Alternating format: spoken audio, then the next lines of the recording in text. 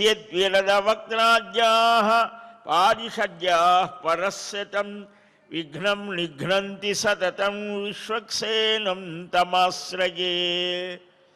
శ్రీశేషశైలేంద్రశిఖావతంసం శ్రీతింత్రిణీకీటకగేహజాతం శ్రీరామకృష్ణామృతరమ్యరూపం లక్ష్మీవిశిష్టం ప్రణమామి మూర్ధ్నా.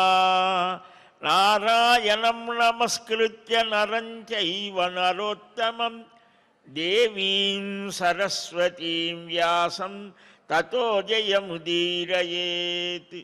కృష్ణాయ వాసుదేవాయ దేవకీనందనాయ చ నందగోపకుమారాయ గోవిందాయ నమో నమః.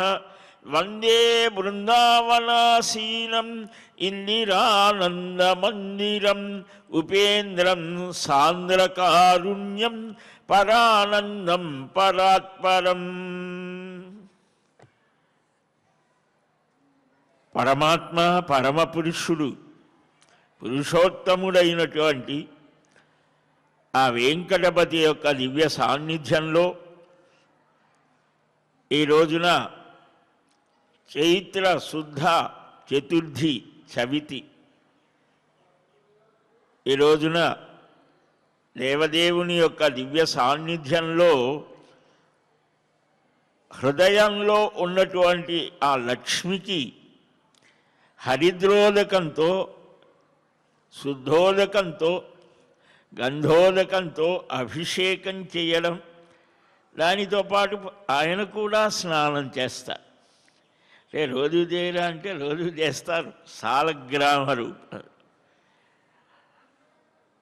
అన్ని రూపాలలో అభివ్యక్తమయ్యేటువంటి ఆ భగవత్ శక్తిని మనం ధారణ చేయడం కోసం అర్చారూపంలో అలాగ నిలబడి అందరినీ కూడా తన దగ్గరకు ఆకర్షిస్తూ, ఆకర్షణ అనేది కృష్ణ లక్షణం అట. ఆనందాన్ని అనుగ్రహిస్తాడు, అది రామలక్షణం.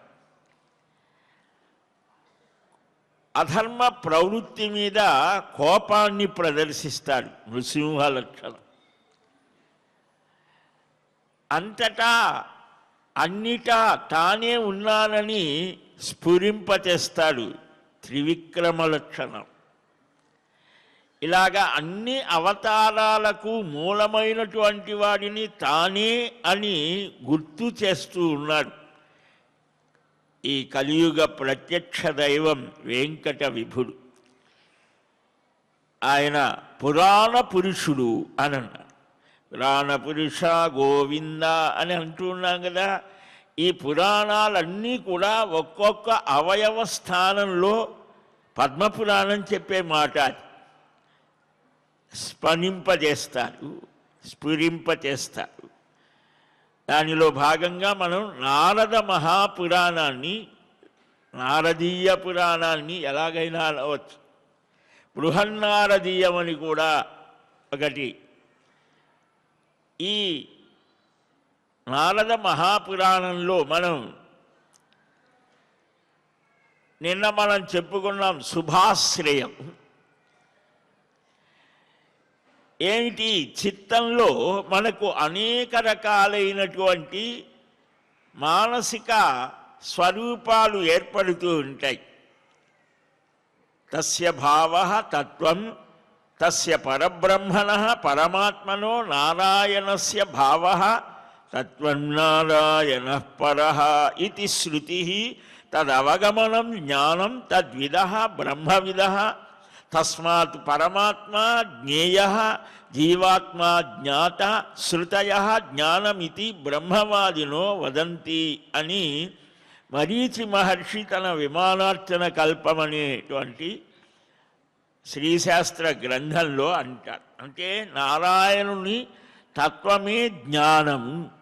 ఆ జ్ఞానాన్ని తెలుసుకున్నటువంటి వారు బ్రహ్మవిధులు, బ్రహ్మవేత్తలు. పరమాత్మ జ్ఞేయుడు, జీవాత్మ జ్ఞాత. వేదములు జ్ఞానము అని బ్రహ్మవేత్తలు చెప్తున్నారు అని వైఖానస ఆగమ తత్వం వివరిస్తోంది. నిష్కలము సకలం రెండు స్థితులలో కూడా ఉంటాడు. అంటే సాకార నిరాకార స్థితులు. ఇలాగా అంటే ఆగమ శాస్త్రాలు కూడా అంటే ప్రాక్టికల్ థియరీ సిద్ధాంతం ఒకటి ఉంటుంది. దాన్ని ఆచరణలోకి పెట్టుకొని ఎలాగా సాధన చేయాలో చెబుతాయి. అందుకని తత్వ విచారణలో శ్రీలక్షణం, వైకుంఠ స్వరూప వర్ణనం, సృష్టి ప్రకారం, దేహోత్పత్తి ప్రకారం, సాత్వికాది గుణముల యొక్క విచారణ, దేహ లక్షణం, నాడీ సంఖ్య, జీవస్వరూపం, పాంచభౌతిక ప్రళయం, పుణ్యపాప జనుల యొక్క ప్రస్థానం, మోక్షస్వరూపం, జపహోమ అర్చన ధ్యాన వివరణ, అర్చనా వైశిష్ట్యం, ఇలాగా ఇవన్నీ కూడా ఆగమ శాస్త్రాల్లో వివరణ చేశాయి. మహావిష్ణువుని ఆరాధించేటువంటి విధానాన్ని వైఖానసం, పాంచరాత్రం రెండు చెబుతాయి. వాటన్నిటిలో ఇవే ఉంటాయి. చర్య, క్రియ, ఇలాగా 4 పాదాలతో. ఇది నిన్న మనం యోగ స్వరూపాన్ని పతంజలి యోగ దర్శనంలో ఏం చెప్పాడు, నారదీయ పురాణంలో సనందన మహర్షి ఆ ఖాండిత్య కేసిధ్వజ మహారాజ సంవాదంలో ఎలాగ చెప్పాడు తెలుసుకున్నాం. ఇప్పుడు ఆగమంలో ఏం చెప్తున్నారు, జీవాత్మ పరమాత్మల యొక్క కలయికయే యోగము. యోగ శబ్ద నిర్వచనం యమము, నియమము, ఆసనము, ప్రాణాయామము, ప్రత్యాహార, ధ్యాన, ధారణ, సమాధి. ఇది అంత కామన్, అన్ని చోట్ల ఉండేది. ఈ ఒక్కొక్క దాని ఆవశ్యకత ఉత్తమ గతిని పొందటానికి ప్రధానమైన కర్మానుష్ఠానం. ఎలాగా యమము అంటే అహింస, సత్యము, అచౌర్యం, స్వదార నిరతి, మైథున త్యాగం, దయా ఆర్జవం, క్షాంతి, ధైర్యం, మితాసనం, శౌచం. ఇవి చెప్పారు. కొద్ది తేడాలు. ఇవన్నీ కూడా యమములు అని.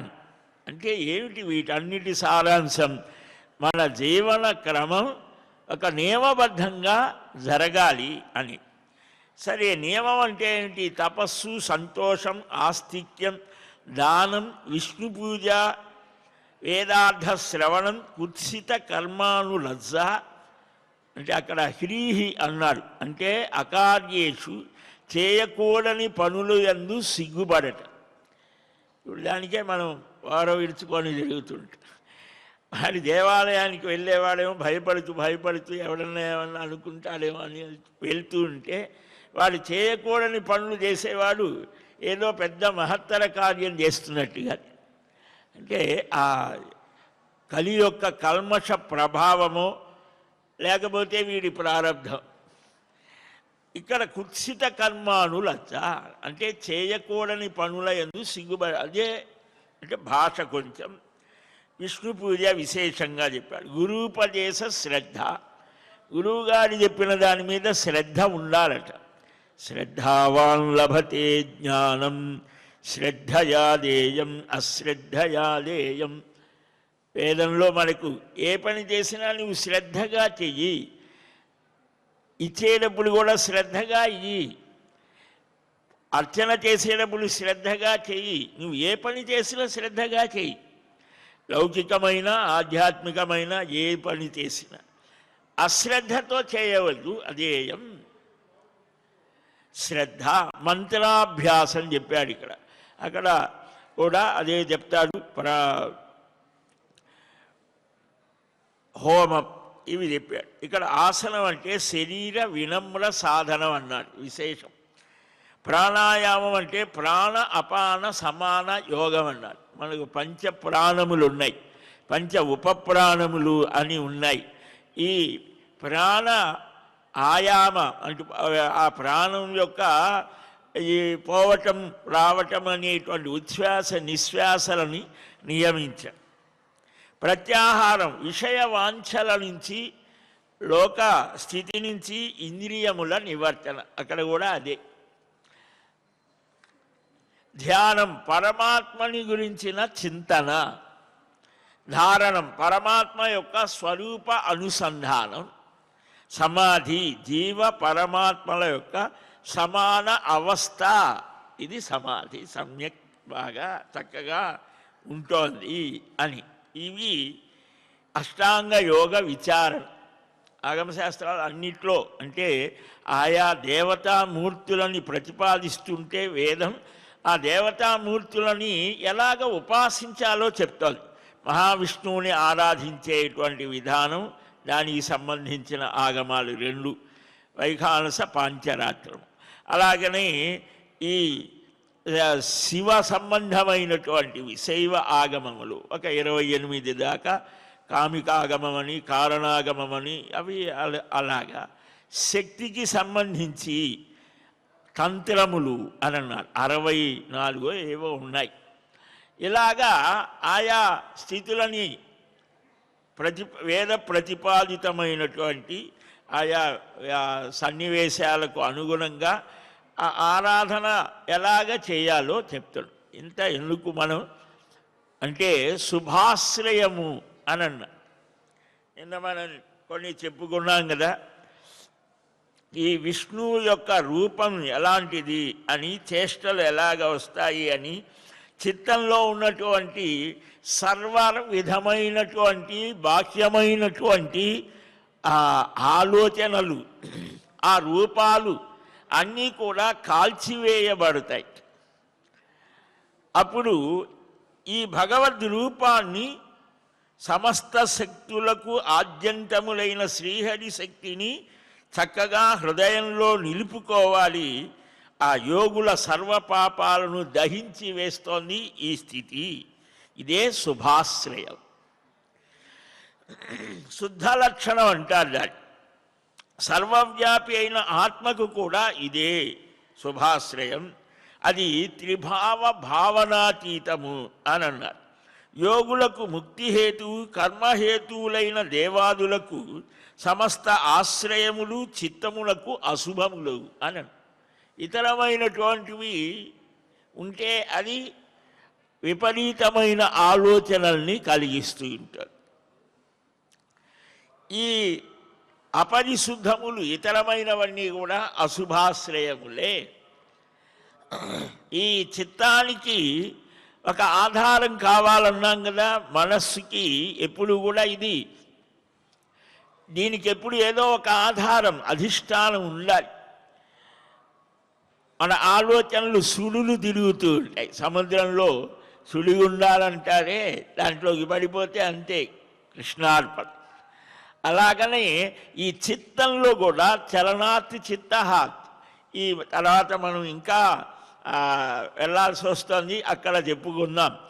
ఈ చిత్తం అనేది చెలిస్తూ ఉంటుంది. మనస్సు అనేటువంటిది ఆలోచనల యొక్క స్థితి అని చెప్పుకున్నాం. అన్ని వేల, రోజుకి కొన్ని 10 లక్షల ఆలోచనలు చేస్తారని కూడా కొంతమంది అన్నారు. ఈ ఆలోచనల్లో ఈ క్రియలోకి వచ్చేది అంటే పనిలోకి వచ్చేవి ఎన్ని కొన్నే. దానికి సంస్కారాలు మనల్ని ప్రభావితం చేస్తూ ఉంటాయి. పూర్వజన్మ సంస్కారాలు మనల్ని ముందుకు నెడుతూ ఉంటాయి. కాబట్టి ఈ సమస్త ఆశ్రయములు చిత్తానికి ఇతరమైనవన్నీ కూడా వదిలిపెట్టవలసినటువంటివే. అన్నిటినీ విడిచి భగవంతుని యొక్క సాకార రూపం అంటే అవయవములతో కూడినటువంటి ఆ దివ్యమంగళ ముగ్ధ మనోహర రూపంలో మనస్సుని నిలపడాన్ని ధారణ అని అంట. అందుకే అన్ని అలంకారాలు, అన్ని అవతారములు, ఇవన్నీ కూడా మానవుని యొక్క మనస్సులో దృఢంగా స్థిరంగా సర్వకాల సర్వావస్థలలో, ఏదో కాసేపు పార్ట్ టైం భక్తి కాదు, ఫుల్ టైమే 24 గంటలు ఇంటూ 7 అని వేస్తుంటారే, అట్లాగా ఉంటే అది యోగి యొక్క లక్ష్యం. మనం యోగులం కావాలో భోగులం కావాలో అన్నీ కాస్త కాస్త చౌచౌ ప్రదర్శనగా కావాలో ఎవడి నిర్ణయం వాడి. కాబట్టి నిరాధారంగా ధారణ అనేది కుదరదు. ఎంత చెప్పినప్పటికీ కూడా కొన్ని ఆధునికమైనవి ఉన్నాయి. మా గురువు గారిని పట్టుకుంటే చాలు, ఆయనే తీసుకొని వెళ్ళిపోతాడు. అక్కడైనా పట్టుకోవాల్సిందే కదా. కనుక ఎక్కడైనా సరే ఒక ఆధారం ఉండాలి, ఒక రూపాన్ని ఆధారంగా చేసుకోవాలి. అది ఎలాంటిది ఉండాలి?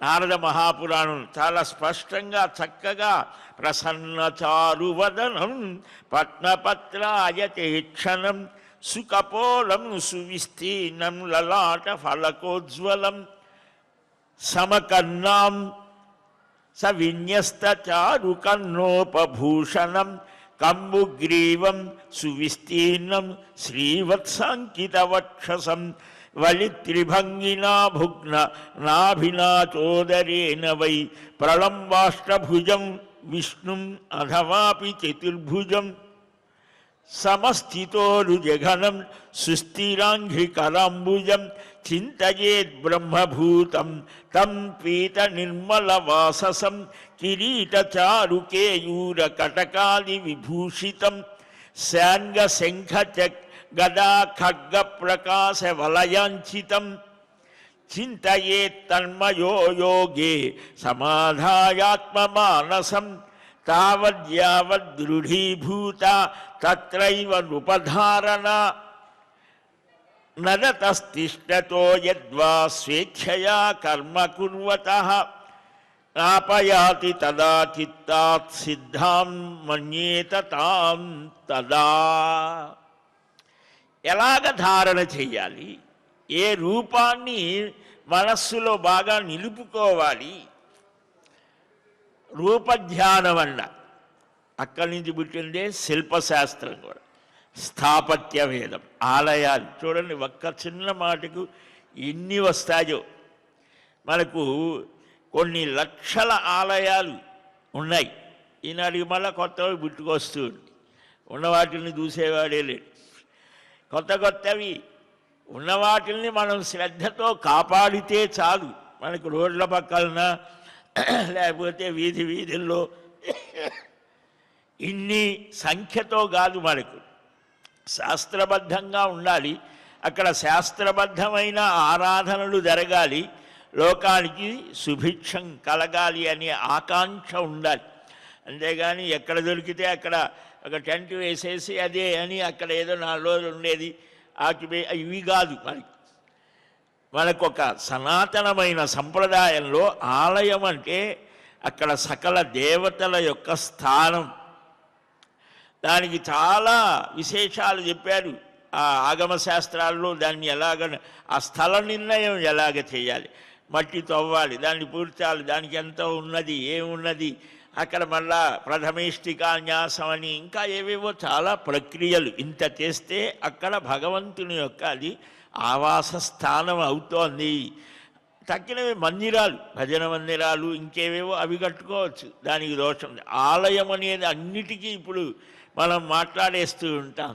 కానీ ఆలయం వేరు, మందిరం వేరు, ఇవి వేరుగా ఉంటాయి. సరే, ఇక్కడ ఆ భగవద్ రూపం ప్రసన్నంగా సుందరమైనటువంటి పరమ సౌందర్యం. అందము అనంటే ఆకర్షించేదే కదా మనకు సామాన్య స్థితిలో. ఏమిటి ఆ సౌందర్యం? రూపమా, గుణమా, లేకపోతే వాని యొక్క ఆ లావణ్యము? అది కూడా ఇదే. లావణ్యం అంటే వేరే ఏం లేదు, లవణస్య అంటే ఉప్పులో ఉన్నటువంటి మెరుపు ఎలాంటిదో అలాంటిది అని. లావణ్యము అంటే అది. కనుక సౌందర్యం, సుందరకాండ అని పేరు పెట్టారు రామాయణంలో అభిజ్ఞుడైన వాల్మీకి మహర్షి. ఏమిటా సౌందర్యం? పెద్ద చర్చ చేశారు మనం చూస్తే. కాబట్టి రూప సౌందర్యం కూడా త్వరగా ఆకర్షిస్తూ ఉంటుంది కదా. గుణ సౌందర్యం, రాముడిలో ఎన్ని గుణాలు ఉన్నాయో ప్రతి కాండలో కూడా వాల్మీకి మహర్షి చెప్తాడు ఆ నేత్ర సౌందర్యం. రాజీవ నేత్ర పుష్కరాక్ష రామ కమలపత్రాక్ష. ఆంజనేయ స్వామి అడుగడుగునా చెప్తాడు. అది సౌందర్యం అంటే ఆ ప్రసన్నమైన వదనం. అందుకనే మన గృహాల్లో కూడా ప్రసన్నంగా ఉండేటువంటి ఆ చిత్రపటాలు అవి ఉండాలి. కానీ భీకరంగా ఆంజనేయ స్వామి గుండెలు చీల్చి రక్తం గారేవి, లేకపోతే పులుల మీద సింహాల మీద ఆనని అవి ఉంటే మన ప్రవృత్తి కూడా మారిపోతుందన్నారు. అందుకనే సుందరమైన ప్రసన్నమైనటువంటి పద్మపత్రాల లాంటి విశాల నేత్రాలుతో చక్కని కపోలములతో పాలభాగంతో శోభితమైన సమమైన కన్న కుండలాలు ఆభరణాలు ధరించినటువంటి శంఖం వంటి కంఠంతో విశాలమైన శ్రీవత్స శోభితమైన వక్షస్థలం త్రివలులతో, అంటే ఈ పొట్ట మీద 3 మడతలు ఉంటాయి. అంటే శరీరం ఆరోగ్యంగా ఉంటే మంచి యువకుడైనటువంటి వాడికి ఎలాగ ఉండాలో సాముద్రిక శాస్త్రం చెప్తోంది. ఆ సాముద్రిక శాస్త్ర లక్షణాలన్నీ కూడా ఏ విధంగా అన్వయిస్తాయో శ్రీమద్ రామాయణంలో సుందరకాండలో హనుమత్ సీతా సంభాషణలో తెలుస్తుంది. మా ఆయన ఎలాగ ఉంటాడని ఎవరైనా అడుగుతారా? మా ఆయన బాడీ స్ట్రక్చర్ ఎట్లా ఉంటుందని అడుగుతారా ఎవరన్నా? మరి సీతమ్మ అడిగింది. ఒకసారి దానికోసమైనా చూడండి సుందరకాండ. పోనీ భర్తని గురించే అడిగితే సరే, లక్ష్మణుణ్ణి కూడా అడిగింది కదా. అదేమిటది అంతటి విశేషం ఉన్నదా అంటే మనం ఆ మహర్షి యొక్క మార్గంలో చూస్తే దానికి సమాధానం అక్కడే తెలుస్తుంది. సర్వశాస్త్రార్థవేత్త అయినటువంటి వాడైతేనే తనతో సంభాషించడానికి యోగ్యుడవుతాడు. రామచంద్రమూర్తి ఏదో అల్లాటప్ప వాడిని పంపించడు. కాబట్టి ఇతని సత్తా ఏమిటి అని అడిగి ఆయన కూడా కొన్ని అడుగుతాడు. అమ్మా నువ్వు ఇప్పుడే వెళ్ళాలి అనుకుంటే నా వీపు మీద ఎక్కువ 5 నిమిషాల్లో చేరుస్తారు. అంటే పరీక్ష ఒకరికొకరు. ఉత్తములైన వారు ఎలాగ సంభాషిస్తారు, ఎలాగ సంభాషించాలో సుందరకాండలో మనకు తెలుస్తుంది. సరే, ఈ త్రివలులతో అక్కడ ఎందుకనంటే ఈ త్రివలి అనేటువంటిది రామచంద్రమూర్తి ఎంత ఎత్తు ఉన్నాడు, చేతుల పొడవు ఎంత, కాళ్ళ పొడవు ఎంత, నాభి స్థానం ఎలాగ ఉన్నది అంతా వర్ణన చేశారు. అంటే దేనికోసం? శుభాశ్రయమే. ఆ మనస్సు. అందుకని మన శిల్పశాస్త్రాలలో ఒక్కొక్క మూర్తికి ఒక్కొక్క ఆభరణ విశేషం ఉంటుంది. కేశవ నారాయణ అని మనం కేశవ నామాలు చదువుతామే, ఒకే రూపం అనుకుంటాం. కాదు, కొద్ది తేడాలతో భిన్నంగా ఉంటుంది. ఆయా రూపాలను ధ్యానం చేయాలి. దీర్ఘమైన అష్టభుజములు కలిగి లేదా 4 భుజాలతో చతుర్భుజులుగా ఉన్నటువంటి సమమైన ఊరు జఘనములు, సుస్థిరమైన కరచరణాంబుజములు, శుద్ధమైన పీతాంబరాన్ని ధరించిన కిరీట కేయూర కటకాది భూషణములు అంటే ఆభరణాలు ధరించినటువంటి శంఖ చక్ర గదా శాంగ ఆయుధ ప్రకాశంతో శోభించేటువంటి ఆ శ్రీహరి రూపాన్ని మనస్సుతో నిలపాలట. అదే ఉపాసన అన్న. ఉపాసన అంటే ఏమిటి అంటే ఉపసమీపే, చాలా దగ్గరగా ఆ రూపాన్ని భావించాలి. మహాభారతంలో ధౌమ్య మహర్షి ఉపదేశంతో సూర్యోపాసన చేశాడు. 6 రోజులు అనుకుంటా దాదాపు ధర్మరాజు గారు. ఆ సూర్యమండలం నుంచి సూర్య భగవానుడు దిగి వచ్చాడు. అక్షయ పాత్ర ఇచ్చాడు. 108 నామాలు ఉపదేశించాడు. అది ఉపాసన. ఈనాడైనా జరుగుతుంది. అదేమి ధర్మరాజు గారికి కాబట్టి జరిగిందండి, నాకెట్లా జరుగుతుందనేమి లేదు. ఈనాడు ఆ సూర్యోపాసన చేసేవారు ఉన్నారు. అలాగా ఆ సమీపే అగ్ని మహానుభావులైనటువంటి సద్గురువుల చేత సదాచార్యుల చేత ఉపదేశించబడినటువంటిది సిద్ధమంత్రం అవుతుంది, వెంటనే సిద్ధిస్తోంది అని. అలాంటి గురువు ఉండాలి, శిష్యుడు కూడా అలాగ ఉండాలి, యోగ్యుడై ఉండాలి. ఇక్కడ యోగ్యత అంటే ఏమిటి? ఆ పొందాలి అనే ఆకాంక్ష తహతహపాటు ఉండాలి. ఎలాగ ఉండాలి? అందుకనే గురువులు చెప్తారు. గురువు గారిని అడిగారు, గురువుగారు నాకు ఇలాగా భగవంతుని సాక్షాత్కరింపాలి. ఓ చాలా సంతోషం. ఎలాగా అనంటే చూపిస్తారమ్మన్న. పక్కనే నది ఉంటే నదిలోకి తీసుకువెళ్ళి వాడిని బాగా ముంచేశాడు, అంటివేశాడు. ఒక 2 నిమిషాలు గిజగిజలాడిపోయాడు, పైకి తీసి.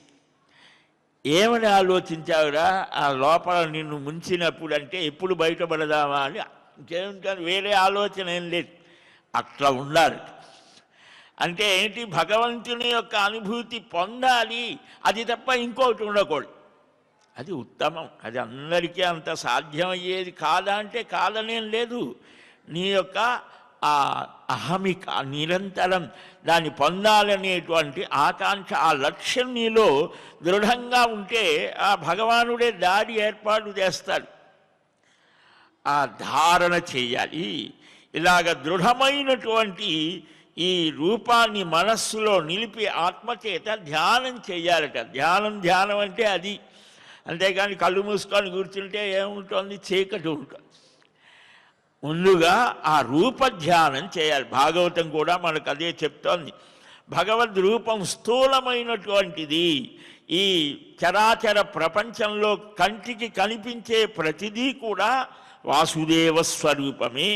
వాసుదేవ సర్వమితి స మహాత్మా.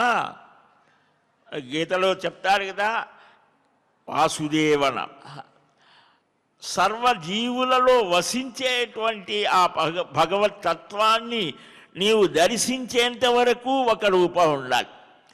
మాకు ఏ దేవుడైనా ఒకటే అండి, అన్ని మతాలు ఒకటే అండి, అన్నీ అంటే అవి ఊరికిన మైకుల ముందు చెప్పడానికి ఉపయోగపడతాయి కానీ ప్రాక్టికల్గా ఉపయోగపడవు. ఒక రూపం ఏకభక్తి విశిష్యతే. నువ్వు ఏదో ఒక రూపం నీ ఇష్టం. ఆ రూపాన్ని ఎంచుకొని ప్రసన్నమైనటువంటి ఆ మనలో ఆనందాన్ని వృద్ధి చెయ్యాలి. అలాంటి రూపాన్ని ధ్యానం చేస్తే ధారణ, స్వేచ్ఛతో ఏ పని చేస్తున్నా ఈ ధారణ చేయాలి. మాట్లాడుతున్నా, నిలుతున్నా, తింటున్నా, తిరుగుతున్నా ఆ రూపం కనిపించాలి. ఎప్పుడు వస్తుంది? అందుకనే మంత్రజపం గురువు ద్వారా పొందాలి. అది ఇవాళ మనకు ఎలాంటిది అని అంటే, రాత్రి రాములవారి గుడి దగ్గర వ్యాఖ్యానానికి వెళితే అక్కడ ఒక పిల్లవాడు వచ్చాడు, 10th క్లాస్ చదువుతున్నాడు. స్వామి మీరు దేన్ని బట్టి చెప్తారు, ఇది మీకు ఎలాగ తెలుస్తుంది, ఎలాగ చెప్తున్నారు? ఓ ప్రశ్నలు మీకు. చాలా సంతోషం నాయన. గురువు గారి దగ్గర మా గురువు గారి దగ్గరికి వెళితే ఆయన దగ్గర ఒక 2-3 ఏళ్ళు ఉంటే ఇంకా 25-30 ఏళ్ళు ఆ గ్రంథ పరిశీలన చేసి ఆ గురువుల అనుగ్రహంతో ఏదో ఇలాగ చెప్తున్నాము. మీ దగ్గర ఏం పుస్తకం ఉంటే చదువుతున్నారు? ఏదో ఒక పుస్తకం ఉందిరా అని అంటే, రియాలిటీ రామాయణంలో మాకు 10th ఉన్నదండి. ఆ 10th సంక్షేపంగా ఉన్నది. రాముడు సీతమ్మని ఎత్తుకొని తీసుకొని వెళ్ళటం అంటే మట్టితో పెళ్ళగించి తీసుకొని వెళ్ళాడు కదా అని అంటారు కదా, అది రియాలిటీ కాదు కదా. సీతా స్వయంవరానికి ఈ అందరూ వచ్చారంటారు, అది రియాలిటీ కాదు కదా. ఇలాగేవేవో అడిగాడు. చాలా మంచిది నాయన, నువ్వు వాల్మీకి రామాయణ శ్లోకాలు తాత్పర్యాలు ఉన్నటువంటివి చాలా ఉన్నాయి, అవి చదివితే తెలుస్తుంది, రోజు కాసేపు చదువు అని. సరే అంత తీరికలు, ఏదో చిన్నపిల్లవాడు, అది చాలా గొప్ప విశేషం. అంటే ఆ జిజ్ఞాస అనేది కలిగితే క్రమక్రమంగా అది వృద్ధి అవుతోంది. ఆ చింతన ఉండాలి. పానీయములు త్రావుతును కొడుచుతును హాసలీలా నిద్రాదులు సేయుచును లక్షించుతున్ సంతత శ్రీ నారాయణ పాదపద్మ యుగలీ చింతామృతాస్వాద సంధానుడై మరచన్ సురాడి సుతుడు ఏతద్విశ్వముల్ భూవరా. మనం ఎక్కడికి పోయినా భక్తి అంటే మళ్ళీ ప్రహ్లాదుడు, ధ్రువుడు, గోపికలు వీళ్ళ దగ్గరికే చెప్పిన వాళ్ళనే మనం చెప్పుకుంటున్నాం. మనం ఎప్పుడు తయారు కావాలి? ఆ చెప్పి ఆనందాన్ని పొందటమే, చెప్పుకొని ఆనందాన్ని పొందటమే మనం చేస్తూ ఉంటే ఎప్పటికీ అనేటువంటి ఆ తహతహ మహానుభావులు ఏంటంటే ఈ జన్మలోనే పొందాలి అని తీవ్రమైనటువంటి అది ఒక బాంబింగ్ లాగా అన్నమాట. మనకు అలా కాదు. అది నిద్రపోతూ కొంచెం అందువలనే సహజమైనటువంటి ఆ భక్తిభావ వికాసం కోసం ఈ సాధన అనేటువంటిది చెయ్యాలి. ఏది ఒళ్ళో వచ్చి పడదు కదా. ఇలాగ చేసినా భగవద్ అనుగ్రహం ఉంటేనే, నువ్వు చేసావనేమి ప్రత్యేకంగా ఏమి వచ్చి పడేది కాదు. అహేతుకమన్నారు. అంటే దానికి ఏ కారణం లేదు. భగవద్ అనుగ్రహానికి కారణం ఏమి లేదు. అది ఎప్పుడు ఎలాగైనా రావచ్చు. కానీ అప్పటిదాకా నువ్వేం చేయాలి అంటే హాయిగా తింటూ తిరుగుతానండి. అలాగ తిరిగేవాడికి కూడా అకస్మాత్తుగా కలిగినటువంటి అనుభవాలు ఉన్నాయి. అంటే పూర్వజన్మ సుకృతం అన్నమాట అది. సరే, ఈ ధారణ ఎలాగా అంటే మాట్లాడుతున్నా, నిలుచున్నా, ఏ పని చేస్తున్నా ఆ భగవద్ రూపంలో మనస్సు స్థిరపడిపోవాలి. అందుకనే భగవన్నామ జపం చెప్పారు. మంత్రము అనేటువంటిది గురు పరంపరగా రావాలి, ఒక్కసారిగా వచ్చేది కాదు. అది మనం పుస్తకాల్లో చూసి టీవీల్లో విని నేను స్వతంత్రంగా జపం చేస్తానంటే ఏం ఫలించదు. గురువు, ఆ గురువు కూడా ఎవరు? ఏదో పార్ట్ టైం గురువు కాకూడదు, ఏదో చదువు ఉపన్యాసాలు చెప్పేవాళ్ళు గురువులు కాదు. అది అనుభూతి వాడు పొందాలి. ఆ స్థితి వేరు. మళ్ళా అలాగ మాకు దొరకరండి, పేపర్లో ప్రకటన ఇచ్చినా అంటారేమో. నామం చెప్పారు, భగవన్నామం. దానికి కూడా ఒక గురువు గారు చెప్తే మంచిదే. అలా కాకపోయినా ఆ నామాన్ని ఏదైతే మనం చక్కగా చేద్దాము అనుకుంటామో ఆ నామాన్ని ఒక గురువు మీద, ఇప్పుడు శరీరంతో లేకుండా ఉన్నటువంటి గురువులు ఎవరో ఉంటారనుకోండి, వారి మీద మనకు విశ్వాసం భక్తి ఉన్నది.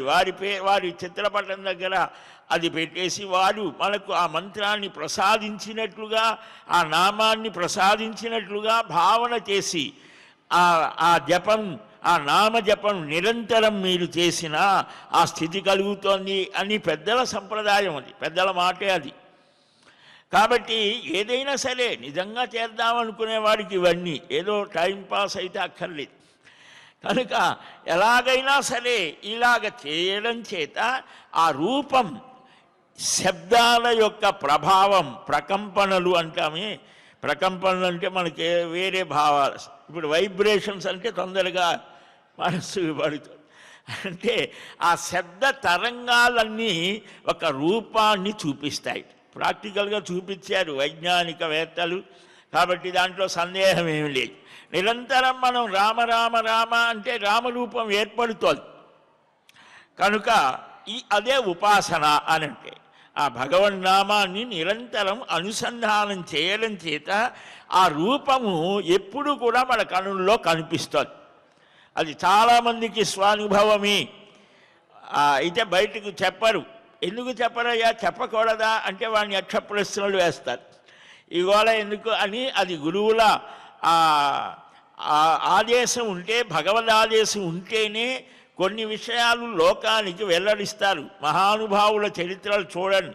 వారి భగవద్ ఆదేశం వచ్చిన తర్వాత లోకం మీదకి వెళ్ళారు, కానీ పుస్తకాలు పట్టుకొని ఏమి బయలుదేరరు. దానికి కూడా భగవద్ ఆదేశం ఉండాలి. ఇతర మతాల యొక్క స్థితి వేరు, మన సనాతన ధర్మంలో ఉండేటువంటి సంప్రదాయాలు, ఆ విశేషాలు వేరు. మనకు జనం ఎన్ని కోట్లు ఉన్నారు, ఎంతమంది ఉన్నారు అనే దాంతో పని లేదు. ఎంతమంది అయినా ఉన్నాయి. ఎన్నెన్నో లోహాలు ఉన్నాయి. బంగారం కంటే రత్నాలు, వజ్రాలు. ఆ వజ్రం కోసం ఎంత ఎక్కడో చెప్తారు కదా, వెతుకుతూ ఉంటారట. పాలు అమ్మేవాడు ఇంటింటికి తిరుగుతూ ఉంటాడు. ఇంకేదో అమ్మేవాడు ఊరి బయట అక్కడికే పోతారు వాడు. దానికి వెళ్ళేవాళ్ళు అట్లాగా. కాబట్టి అది కాదు మనకు ప్రమాణం. ఉత్తమమైనటువంటి స్థితి, మనుష్య జన్మని సార్థకం ఎలాగ చేసుకోవాలి, ఇది చాలా ప్రధానం. కనుక ఈ నామస్మరణ చేత ధారణ సిద్ధిస్తుంది. తతశంఖ గదా చక్ర శాంగాది రహితం బుధ చింతయేత్ భగవద్రూపం ప్రశాంతం సాక్ష సూత్రకం. ఆ తర్వాత ఇలాగ ధారణ నిలిస్తే శంఖచక్ర గదా శాంగాది రహితంగా ప్రశాంతంగా అక్షసూత్ర సహితంగా ఆ భగవద్ రూపాన్ని ధ్యానం చేయాలి. ఈ ధారణ చేయగా చేయగా స్థిరపడిపోతుంది. అందుకు మనం 4 సార్లు చూసామండి, దర్శనానికి 30 సార్లు వెళ్ళాం, సంవత్సరం ఎన్నిసార్లు వెళ్ళామనేది కాదు, ఎంతగా నీవు నిలుపుకున్నావు అది ప్రధానం. ఇటు తిరిగేసి వచ్చేసేస్తే ఏముంటుంది, ఏముండదు. ఆ లోపల చూసినటువంటి ఆ రూపాన్ని హృదయంలో ముద్ర వేసుకోవాలి. అది మన కనుల ముందు ఎప్పుడూ కనిపించాలి. ఆ ధారణ బాగా స్థిరమైన తర్వాత ఈ కిరీట కేయూర కటకాది భూషణ రహితమైన రూపాన్ని ధ్యానం చేయాలి. అందుకనే గురువారం నాడు ఆయనకు ఏ ఆభరణాలు ఉండవు. ఆభరణాలకే ఆభరణం ఆయన. ఆభరణాల వల్ల ఆయన కొత్తగా వచ్చేదేం లేదు కదా, మన కోసం ఆయన ధరిస్తా. అలాగ ఉన్నా కూడా ఇంకా చూడాలనిపిస్తోందండి. అది అందం అంటే. ఎలాగ ఉన్నా కూడా నిరంతరం క్రొత్తగా నవనవోన్మేషమైనటువంటి ఆ దర్శన అనుభూతిని కలిగించేటువంటిది అది అందం అంటే. అది అన్ని డ్రెస్సులు వేసుకొని మేకప్లు వేసుకొని ఏవేవో అక్కడ అయిపోయింది అని అంటే చెమటలు గారి వాడి దగ్గరికి వెళ్ళటానికే కంపు కొడుతుంటుంది. అది అందమా? అది మనకి తాత్కాలిక ప్రలోభాన్ని కలిగిస్తుంటుంది. అది కాదు, సహజ సిద్ధమైన స్థితి ఉండాలి. ఈ ఏక అవయవ రూపాన్ని స్మరించాలట. అంటే ముఖాన్ని అందుకని మహానుభావులు అంటే ఆ అనుభవాన్ని పొందినటువంటి మహానుభావులు చెప్తారు. జపము ధ్యానం రెండూ కలిపి చేస్తారు. ఒక నామం తీసుకున్నాం, శ్రీరామ జయ రామ జయ జయ రామ అని అన్నాం అనుకోండి, నమో నారాయణాయ ఇలాగా ఏ తీసుకున్నా ఒక పాదం, ఆ పాదానికి 100 సార్లు ఆ పాదమే కనిపించాలి, ఇంకేది లేదు. రెండవ పాదం 100, ఆ మోకాళ్ళు అది కుడి మోకాలు 100, ఎడమ మోకాలు 100 సార్లు ఆ మంత్ర జపం నామజపం చేస్తూ ఆ ధ్యానం చేయాలి. అలాగే కటి సూత్రం, హృదయం, ఇలాగా ఒక్కొక్క అవయవాన్ని మనం ధ్యానం చేస్తుంటే ఆ తర్వాత సర్వావయవాలతో కూడినటువంటి ఆ రూపాన్ని ధ్యానం చేయాలి. అంటే ప్రాక్టీస్ అంటే ఇది ఉండాలి, సాధన ఉండాలి. ప్రతిరోజు ప్రతి క్షణం ఉచ్ఛ్వాస నిశ్వాసాలతో శ్వాసకు కూడా ఆ నామాన్ని అనుసంధానం చేయాలంటారు మహానుభావు. సరే, ఇలాగ ఆభరణ సహితంగా ఆభరణ రహితంగా రెండు కూడా ధ్యానం. ఇలాగ దృఢప్రత్యయం కలిగిన తర్వాత ఇతరమైనటువంటి వాటిని ప్రక్కన పెట్టేసేయాలి. ఇలా ప్రాథమికములైనటువంటి షడంగములు 6 విభాగాలతో కూడినటువంటి దాన్ని మనం చేస్తే ఆ ధ్యానం సిద్ధిస్తుంది. అప్పుడు కల్పనాహీనమైన స్వరూపాన్ని, అంటే ఇదంతా ఒక ఎత్తు, దీనికి భిన్నమైన ఒక అనుభూతి వాడికి కలుగుతోంది. కేవలం మనస్సు చేత ధ్యానము చే నిష్పన్నమైన దానినే సమాధి, సమ్యక్ బాగుగా ఆ మనస్సు నిలుస్తోందట. ప్రాప్యమైన పరబ్రహ్మను పొందించే విజ్ఞానం చేత అశేష భావనలను క్షీణింపచేసి ఆత్మను పొందాలి. దీనివల్ల క్షేత్రజ్ఞుని చేసే జ్ఞానం సాధన అవుతుంది. దీనివల్ల ధ్యానం సిద్ధిస్తోంది. ఈ ధ్యానం కలిగితే ముక్తి కార్యం నిష్పన్నం చేసి కృతకృత్యుడు అవుతాడు. అప్పుడు అన్నిటి నుండి అంటే వాడికి ఇంకా ఏ ఇతరమైన పనులు ఉండవు. అందుకనే పరమహంస వారు చమత్కారంగా చెప్తారు, అత్తగారింటికి కొత్త కోడలు వచ్చిన తర్వాత గర్భధారణ చేసింది అనుకోండి, ఆ అత్తగారు అంతకుముందు ఊ అనన్నా ఇప్పుడు అసలు లేదు అనుకోండి. ఇప్పుడు అత్త అసలు అత్త ఉందా అంటే ఇంకా అక్కడ ఏమి ఉండదు. అలాంటి స్టేజ్కి వచ్చేస్తూ ఉన్నాం. ఆ అనుబంధాలు, మానవ అనుబంధాలన్నీ కూడా తగ్గిపోతున్నాయి. అందుకనే మృదుత్వం కోల్పోతున్నాయి. ఆ అత్తగారు ఏం చేస్తుంది అంటే కోడలు నీళ్లు పోసుకొని అనేసరికి అప్పటిదాకా ధూమ్ధామ్ అన్న అత్తగారు ఎంతో ప్రేమగా చూస్తుంది. అమ్మ నువ్వు వద్దులేమ్మా, నువ్వు ఈ అంట్లు తామొద్దులే, ఈ పని చేయొద్దులే, ఎందుకని తన వంశోద్ధారకుడు పుడతాడేమో అని విశ్రాంతి ఇస్తుంది, ప్రేమగా చూస్తుంది. అలాగని ఇక్కడ కూడా ఆ స్థితికి వచ్చిన తర్వాత అంతటా సానుకూల స్థితి ఏర్పడుతుంది. అప్పుడు కృతకృత్యుడు అవుతాడు.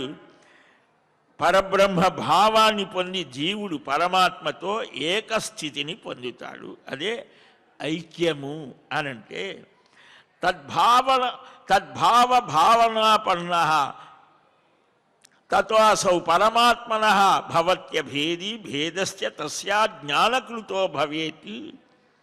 క్షేత్రజ్ఞ కరణీజ్ఞానం కరణంతేన తస్య తత్ నిష్పాద్య ముక్తి కార్యం వై కృతకృత్యో నివర్తతే. విభేద జనకే జ్ఞానే నాశమాత్యంతికం గతే ఆత్మనో బ్రహ్మణా భేదం సమంతః కః కరిష్యతి. ఇలాగా ఆత్యంతికమైనటువంటి నాశనం పొందిన తర్వాత ఆత్మకు పరమాత్మ చేత అభేదాన్ని తెలియగలడు. భేదం అప్పటిదాకా ఇది వేరు అది వేరు, ఇలాగా అనేక భేదభావాలు ఉంటాయి మనకు. అభేద దర్శనం జ్ఞానం అదొక ప్రక్రియ. ఈ స్థితి కలుగుతుంది.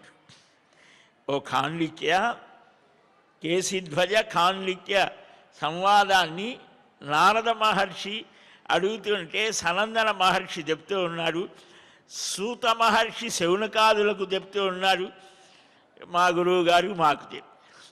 కనుక ఇలాగ ఆ పరంపరగా ఆ విశేషాన్ని, ఆ యోగాన్ని నువ్వు అడిగావు కదా, సంగ్రహంగా విస్తారంగా సమగ్రంగా ఒక విషయానికి ఇన్ని ఉంటాయన్నమాట. సంగ్రహంగా చెప్తారు, దాన్ని అడిగితే విస్తారంగా చెప్తారు, విస్తారమైనటువంటి స్థితిలో. అందుకనే మనకు రామాయణంలో కూడా సంక్షేప రామాయణం మొదటిగా ఆయన చెప్తాడు. దాన్నే విస్తరించినటువంటిదే 16 గుణాలకు వివరణమే సమగ్రమైన 24,000 శ్లోకాలు ఇచ్చాయి. 100 శ్లోకాలకు 24,000 వచ్చాయండి. మర్రి చెట్టు ఎలాగ వచ్చింది? చాలా చిన్నదే ఆ విత్తనం. ఆ మర్రి చెట్టు విత్తనాన్ని చూస్తే దీంట్లో మర్రి చెట్టు ఉందిరా అంటే ఎవడైనా నమ్ముతాడా? దాన్ని భూమిలో వేసి నీరు పోసి, నీరు పోయకపోయినా కొన్ని చోట్ల పెరుగుతున్నాయి కదా, దానికి ఎవడు పోస్తున్నాడు? రాళ్ళల్లో ఆలయాల్లో ఉంటాయి చెట్లు పడుస్తుండే, ఎవడు పోసాడు దానికి? మనం కొన్ని చోట్ల నీళ్ళు పెట్టి దానికి ఒక గార్డెన్ విభాగం ఇన్ని చేస్తే కానీ కొన్ని కాదు. చాలా చిత్రం లోకంలో, సృష్టిలో ఎన్ని విచిత్రాలు. అలాగా దాని మర్రి విత్తనంలో మర్రి వృక్షం ఉన్నట్లుగా ఆ అనంతమైన విశాలమైన ఆ భగవత్ తత్వం యొక్క స్థితి ఆ చిన్న అక్షరాలలో మంత్రంలో ఆ ధ్యాన స్థితిలో ఉంటోంది. కాబట్టి ఇప్పుడు సంగ్రహంగా విస్తారంగా సమగ్రంగా చెప్పాను. ఇంకేం కావాలి? కథితో యోగ సద్భావ సర్వమేవ కృతం మమ. చాలా చక్కగా చెప్పావు మహానుభావ, హితాన్ని చెప్పావు. నీ ఉపదేశం వల్ల నా మనోమాలిన్యం మారిపోయింది. ఉపదేశానికి ఇది గుర్తు. గురువు గారు చెప్తే హితం చేశావు. నాది నేను అనేటువంటి ఆ మానసికమైన స్థితి తొలగిపోయింది. జ్ఞానులు కూడా వేరే చెప్పరు, ఇదంతా అవిద్యాకృతమే. కేశిధ్వజ నా మేలుకే ఇదంతా చేశావయ్యా, కాబట్టి నీకు నమస్కారం అని పూజించాడు. తన కుమారుణ్ణి రాజుగా చేసి యోగ సిద్ధి కోసం ఆ శ్రీహరి యందు మనస్సుని నిలిపి విశాల ప్రాంతానికి వెళ్ళాడు. విశాల ప్రాంతం అంటే బదరికాశ్రమం. అక్కడ ఏకాంత చిత్తంతో యమ నియమాది గుణాలతో ఉండి విష్ణు అనే పేరు కలిగిన నిర్మలమైన ఆ పరబ్రహ్మతత్వంలో లీనమయ్యాడట. ఇలాగ సంగరహితంగా కర్మను ఆచరించాడు. శుభానుభవాల చేత శుభకర్మల చేత పాపం నశించి శుద్ధుడై సిద్ధి పొందాడు అని ఇంకా ఏం చెప్పాలి అని అడుగుతారు. ఆ విశేషాలు మరలా నారద మహర్షి అడుగుతాడు. ఆ విశేషాలు మనం క్రమంగా గ్రహిద్దాం. శ్రీకృష్ణ గోవింద హరే మురారే హే నాథ నారాయణ వాసుదేవ గోవింద జయ జయ గోపాల జయ జయ రాధారమణ హరి గోవింద జయ జయ హరి రామ రామ రామ హరి హరే హరే కృష్ణ కృష్ణ కృష్ణ హరి హరి స్వస్తి ప్రజాభ్యః పరిపాలయంతాం న్యాయేన మార్గేణ మహీం మహిషాః గోబ్రాహ్మణేభ్యः శుభమస్తు నిత్యం లోకాः సమస్తాः సుఖినో భవంతు. శ్రీయకాంతాయ కళ్యాణ నిధయే నిధయేర్థినాం శ్రీవేంకటనివాసాయ శ్రీనివాసాయ మంగళం. బలం విష్ణోః ప్రవర్ధతాం. సర్వం శ్రీకృష్ణార్పణమస్తు. ఏడుకొండలవాడ వెంకటరమణ గోవింద గోవింద గోవింద గోవింద గోవింద.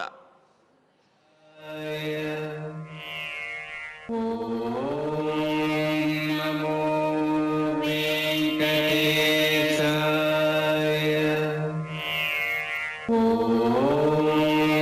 నమో వెంకటేశాయ.